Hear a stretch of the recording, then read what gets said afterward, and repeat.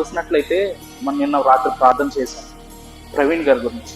ఆయన ఎంత గొప్ప సేవకుడో తెలుసా? దేవుని కోసము ఎంత రోషంగా బ్రతికినటువంటి వాడంటే ఆయనలాగా నేను ఎవరిని చూడలా. ఎందుకు రోషం కలిగిన వాడంటే ఇతర మతస్థులు మా గ్రంథం గొప్పది అని చెప్పటానికి ఒక డిబేట్ లాగా ఒక దగ్గరికి వచ్చేవాళ్ళు. ఈ యొక్క సువార్తని, యేసు ప్రభు సువార్తని, మన బైబిల్ గురించి జ్ఞానము ఆయనకి ఎక్కువ దేవుడు ఇచ్చాడు కాబట్టి అసలు ఎంత ధారాళంగా మాట్లాడేవాడో తెలుసా? దేవుని కోసం అసలు ఏ మాత్రం అలుపెరగకుండా చాలా కష్టపడ్డాడు ఆయన. దేవుని కోసం ప్రయాసపడ్డాడు ఆయన. మనం అసలు ఏ స్థితిలో ఉన్నామని మనం గ్రహించుకోవాలి.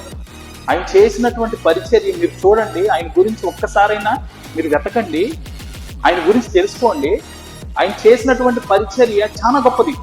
ఆయన ఒక ప్రాంతానికి వెళ్ళి పరిచర్య చేస్తూ ఉంటే అన్ని జనులు మారబడ్డారంట. ఆయన ప్రవీణ్ గారు అసలు ఏ మాత్రం బైబిల్ గురించి తెలియని వ్యక్తికి కూడా ఒక్క నిమిషంలోనే దేవుని సువార్త ప్రకటించేవాడంట. ఒక నిమిషంలోనే మార్చేసేవాడంట. ఆయన ప్రతి క్షణము ప్రతి నిమిషము యేసు ప్రభు కోసమే పనిచేశాడు, యేసు ప్రభు కోసమే నిలబడ్డాడు, యేసు ప్రభు గురించే మాట్లాడాడు, యేసు ప్రభు గురించే పనిచేశాడు. అంత గొప్ప సేవకుడు ఈ దినాన్న మన మధ్య లేడు. మనమందరము కూడా ఆయనలో ఉన్నటువంటి ఆ సేవా గుణాన్ని, ఆయనలో ఉన్నటువంటి మంచితనాన్ని నేర్చుకునేటట్టుగా మనం ఉండాలి. ఆయన ఆత్మకు శాంతి కలగాలి అని ప్రార్థన చేద్దాం.